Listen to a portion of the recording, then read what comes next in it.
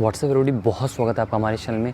और इस वीडियो में जो है मैं आप सभी से बात करने वाला हूं कि अगर आप जेईई मेंस 2023 के लिए जो है वो प्रिपरेशन कर रहे हो और अगर आप इसका फॉर्म फिलअप कर रहे हो तो इसमें जो है वो आप सभी को EWS सर्टिफिकेट रिक्वायर्ड होगा। ओके, तो EWS सर्टिफिकेट जो है वो कैसे बनवाएं, कहाँ से बनवाएं, कब तक का बना होना चाहिए और पूरी डिटेल्स जो है वो इस वीडियो में मैं कवर करूँगा।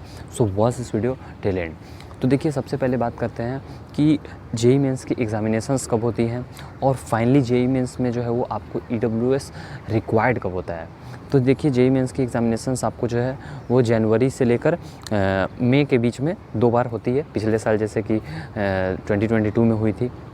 लेकिन आपकी जो डॉक्यूमेंट रिक्वायर्ड होती है मीन्स जेईई मेंस के लिए जो आपको EWS सर्टिफिकेट रिक्वायर्ड होता है वो आपको फाइनली मैं बात कर रहा हूँ कि कब रिक्वायर्ड होता है। वो मीन्स आपको इन हैंड देना पड़ेगा या फिर आपको अपलोड करना पड़ेगा। तो वो होता है आपका काउंसलिंग में, यानी कि जब आपकी जोसा काउंसलिंग होती है, यानी कि जब आप एडमिशन लेने जाओगे और अगर आपको सीट मिल जाती है तब जो है वो आपका EWS मैनुअली चेक होता है। उससे पहले अपलोड तो करना पड़ेगा लेकिन वो चेक नहीं होता है, लेकिन आपको बाद में जो है वो चेक होता है। ओके, तो आप सभी को EWS सर्टिफिकेट बनवाना कब चाहिए? तो आप सभी को EWS सर्टिफिकेट मैं अगर आप एक बार बनवाना चाहते हो तो मैं आपको सलाह दूंगा कि आप 1 अप्रैल 2023 के बाद बनवाओ। ओके, 1 अप्रैल 2023 के बाद बनवाओ।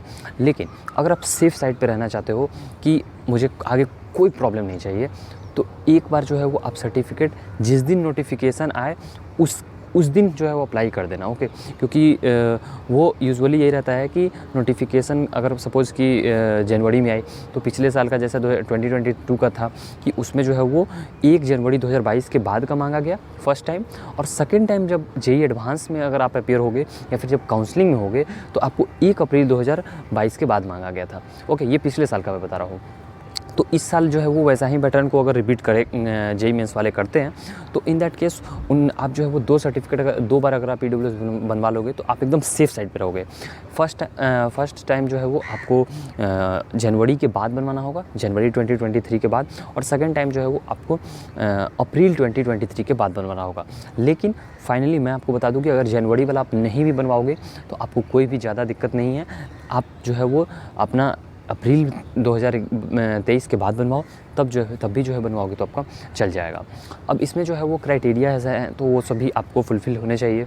ओके, उसका आप जो है वो फॉर्मेट में देख सकते हो या फिर गूगल भी कर सकते हो कि EWS होने के लिए क्या क्या क्राइटेरिया चाहिए। मैं सॉफ्ट में आपको बता देता हूँ कि अराउंड जो है वो 200 स्क्वायर फीट से ज़्यादा ये सब लैंड नहीं होना चाहिए। ओके, और 8 लाख से जो है वो आपकी family income, gross family income कम होनी चाहिए। तो ये सब कुछ है और भी 1-2 पॉइंट्स हैं, तो ये सभी आपको जो है वो देखना है। साथ ही में जो है वो आप सभी को मैं बता दूं कि अगर आप जो है वो EWS सर्टिफिकेट बनवाना चाहते हो तो कहाँ से बनवाओगे। तो देखो, आप जिस भी स्टेट में रहते हो उस स्टेट में ब्लॉक, तहसील, ये 2 जो है वो नाम रहते हैं, या फिर कुछ जगह जो है वो नायब तहसीलदार जो है ना, मीन्स CO सर्कल ऑफिसर या फिर RO रेवेन्यू ऑफिसर। तो इन सभी के ऑफिसेज से आपका सर्टिफिकेट बन सकता है।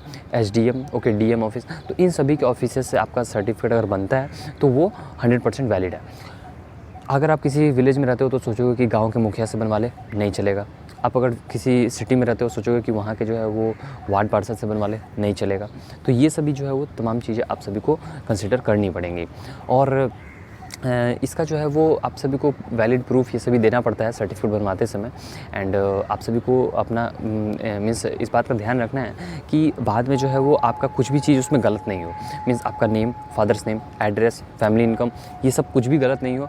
और डेट, ये बहुत इंपॉर्टेंट है। डेट के बारे में मैंने पहले बता दिया कि कब सर्टिफिकेट बनवाना है। जैसे ही आप अप्लाई करोगे तो उसी के जिस दिन जो है वो सर्टिफिकेट पे साइंड होता है उसी दिन का डेट वहाँ पे मिलता है।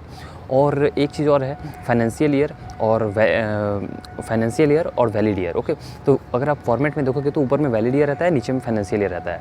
तो वैलिड ईयर जो है वो आपका 2023 से 2024 होना चाहिए और फाइनेंशियल ईयर 2022 से 2023 होना चाहिए। ओके, तो ये बात मैंने बता दिया। एक बार मैं फिर से इसको रिपीट कर देता हूँ। जो ऊपर वाला पार्ट है उसमें वैलिड ईयर लिखा रहता है, तो वैलिड ईयर में 2023 से 2024 होना चाहिए। और नीचे में जो एक जगह फाइनेंशियल ईयर का रहता है ब्लैंक, तो वहाँ पे 2022 से 23 होना चाहिए। ओके, तो आई होप कि ये बात आपको समझ में आ गई होगी एंड आई होप कि मैक्सिमम जो भी आपकी क्वेरी आएंगी इस पर मैं और भी वीडियोज़ लाऊँगा और आपकी काउंसलिंग में भी मैं मदद करूँगा। मैंने बहुत सारे वीडियोज़ भी बनाए हैं अराउंड पिछले 3 साल से जो है वो मैं काउंसलिंग में स्टूडेंट्स की मदद कर रहा हूँ फ्री ऑफ कॉस्ट। और फुल्ली फ्लेश तो मैं आप सभी को इन्फॉर्मेशन तो दे देता हूँ, लेकिन 1-to-1 इंटरेक्शन में थोड़ी प्रॉब्लम होती है क्योंकि मैं खुद जो है वो अभी 3rd ईयर में हूँ और आप समझते हो कि कॉलेज में सिर्फ मीन्स यही एक मैं काम नहीं कर सकता, मीन्स तो और भी पढ़ाई का भी थोड़ा लोड रहता है।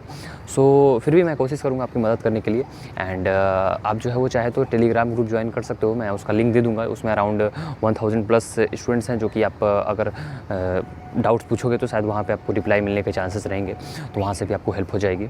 सो आई होप कि मैक्सिमम जो भी क्वेरी हो सकती है आपकी मैंने यहाँ पे इस वीडियो में कवर करने की कोशिश की है एंड मिलते हैं फिर किसी नेक्स्ट वीडियो में। अगर आपकी कोई डाउट होती है तो मैं उस वीडियो में भी जो है आप सभी की मदद करूँगा। So thanks for watching the video and have a good day.